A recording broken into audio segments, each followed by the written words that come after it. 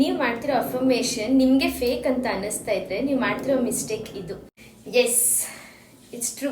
ನೀವು ಹೇಳ್ತಿರೋ ಅಫರ್ಮೇಷನ್ ನಿಮ್ಮ ಮೈಂಡ್ಗೆ ಅದು ನಿಜ ಅಂತ ಅನ್ನಿಸ್ತಾ ಇಲ್ಲ, ಅಂದರೆ ನಿಜ ಅಂತ ಅದಕ್ಕೆ ಫೀಲ್ ಮಾಡೋಕ್ಕಾಗ್ತಾ ಇಲ್ಲ. ಎಕ್ಸಾಂಪಲ್, ನಿಮ್ಮ ಲೈಫ್ ತುಂಬ ಮೆಸ್ ಆಗಿದ್ರು ನೀವು ನಿಮ್ಮ ಅಫರ್ಮೇಷನ್ಸ್ನ I am successful, I am rich, I am confident, I am super confident ಅಂತ ಎಲ್ಲ ನೀವು ಮಾಡಿದ್ರೆ ನಿಮ್ಮ ಬ್ರೈನ್ ಏನು ಹೇಳುತ್ತೆ ಗೊತ್ತಾ?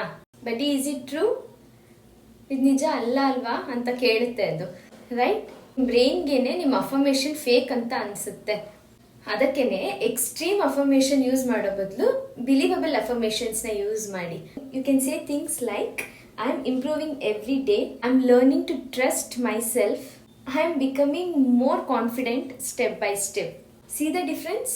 ಈ ಥರ ಅಫರ್ಮೇಷನ್ಸ್ ಹೇಳೋದ್ರಿಂದ ನಿಮ್ಮ ಮೈಂಡು ಕೂಡ ಅದನ್ನ ಎಕ್ಸೆಪ್ಟ್ ಮಾಡುತ್ತೆ. ಯಾಕಂದರೆ ನಿಮ್ಮ ಮೈಂಡ್ಗೆ ಪಾಸಿಬಲ್ ಅನಿಸಿರೋ ಮಾತನ್ನೇ ಅದು ಹಿಡ್ದಿಟ್ಕೊಳ್ಳೋದು. ಅದಾದಮೇಲೆ ನೀವು ಅದನ್ನೇ ರಿಪೀಟ್ ಮಾಡ್ತೀರಾ, ಅದನ್ನೇ ಬಿಲೀವ್ ಮಾಡ್ತೀರಾ, ಆ್ಯಂಡ್ ನೀವು ಹಾಗೇನೆ ಆಗ್ತೀರಾ. ಹೀಗಾಗಿ ನನ್ನ ಸಜೆಷನ್ ಏನಂದ್ರೆ ತುಂಬ ದೊಡ್ಡ ಅಫರ್ಮೇಷನ್ಸ್ ಬೇಡ, ಮೊದಲು ನಿಮಗೆ ನಂಬಿಕೆ ಆಗೋವಂಥ ಅಫರ್ಮೇಷನ್ಸಿಂದ ಸ್ಟಾರ್ಟ್ ಮಾಡಿ.